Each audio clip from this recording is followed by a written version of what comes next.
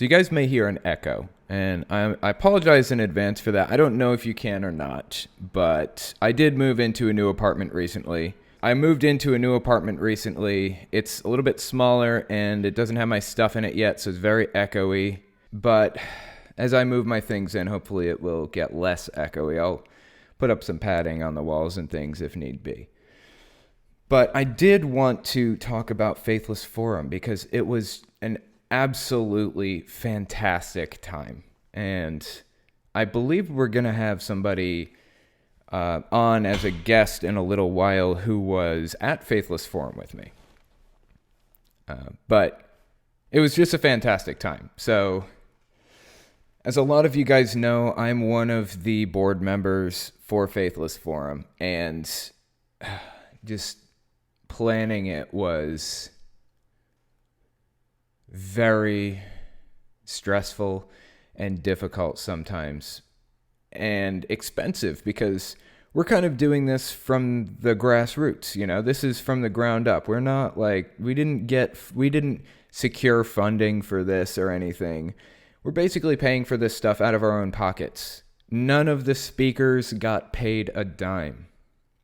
They all did it for free. They all showed up for free. Aaron Ra, Matt Dillahunty, and Seth Andrews, all three showed up for free because they wanted to, because they believe in what we're doing, because they wanted to see us succeed. It's just, I've never seen just an outpouring of support before like this on this level. We didn't pay for travel or hotels for anybody. I paid for my own hotel and travel. Matt Dillahunty paid for his own hotel and travel. Everybody paid for their own hotel and travel. Every single speaker that was present. We're hoping next time we may be able to pay for at least the hotel rooms for people or something like that. But honestly, this event was actually bigger than the SSA convention was, as far as I know. I'm pretty sure the SSA convention had 125 people there. We had 176 tickets sold. And I think we had a total of 130 people show up, which is pretty regular. About 20% of your ticket sales won't show up. That's kind of expected, but it was just a fantastic time. It was the first time that I've spoken publicly since I was Jehovah's Witness. Last year, I really wanted to have a public speaking position, but we couldn't work it out for one reason or another. So Thomas, Holy Kool-Aid, vouched for me, and they gave me a public speaking position. It was just fantastic. I was really nervous because last time I stood up in front of a crowd, I was a Jehovah's Witness. And I stood up in front of, I think, 115 people or something like that. This time it was like 130, so roughly the same sized crowd, give or take. But it was just, I don't know. It was really nerve-wracking at first, but when I got up in front of the crowd, I wasn't nervous anymore. It was an interesting experience, and I absolutely cannot wait until I get to speak again.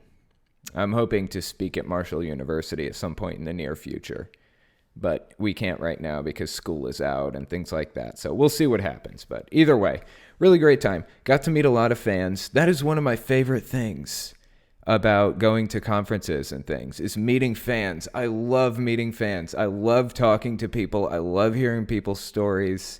It's just the best.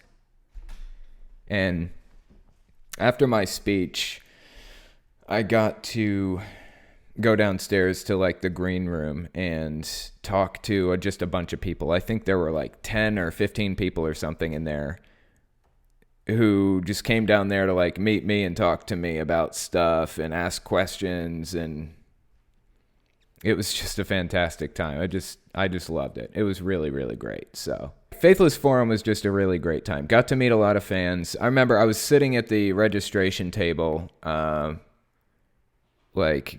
signing people in and stuff like that. That's how grassroots it was. Like, we didn't have many volunteers. We didn't pay any money for anybody to fly in or any of that stuff.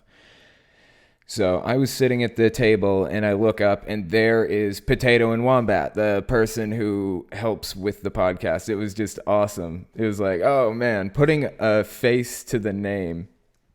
It was very surreal. And I heard a lot of people say it was very surreal to hear my voice. Oh wow, the cat got out of the room that I stuck him in. How did he do that? Anyways, people told me it was very surreal to hear my voice and see my face at the same time, because I don't show my face on my channel or anything like that. But yeah, it was really great. It was a really great time. I'm glad I got to see everybody. The one thing that I worried about was like, people were worried about coming up to me, and I don't know, like, I just see myself as like a super regular person. And it was just strange to me that people like didn't want to bother me or anything. But I don't know, like they said, they didn't know if I wanted them around or something. Like, that just blew my mind. Like, I'm just like a normal person just hanging out with everybody here. That's why I'm here, is to hang out with people. So next year, I can't really talk a whole lot about what we're planning for next year, but we got some big plans. First, all right, I can tell you a couple things. The first big change that's coming next year to Faithless Forum is we are going to have coffee at the event. It was so bad to not have coffee. Holy hell. I didn't have coffee for like the longest time. It was rough. But yeah, we're going to have coffee at the event. That's the hope anyways. So yeah, that's going to be really awesome. Also, we're hoping to have it in, I don't know, maybe a different venue. We'll see. Not sure. This venue is really, really cool. They're really easy to work with, really nice. And honestly, they're not that expensive, all things considered. So we'll see. Maybe a new venue. I don't know. But either way, I would like to see it 2 days long this time. Because people can't fly out for a one-day event, but they can fly out for a 2-day event. And also, I'd like to see the days shorter. Like this time, it was like a 12-hour day. That's really long. It was like 10 a.m. to 10 p.m. That's a long day, come to find out. And people were, hanging out late the night before, because a lot of people were just getting in, just meeting each other and everything. And it was just, next time, maybe we can just do like 7 to 8 hour days, and then maybe an event afterward or something, like the VIP dinner after that day. And then the next day will be another 7 or 8 hours. That wouldn't be so bad. That's kind of how Jehovah's Witnesses do it. But yeah, it was a really, really great time. And I also got to meet some people who were aspiring YouTubers or current YouTubers trying to grow their channel, things like that. Like I mentioned, I'm going to be talking to one of them in a little while. X-Cult Baby is her name. That's her YouTube channel, I believe.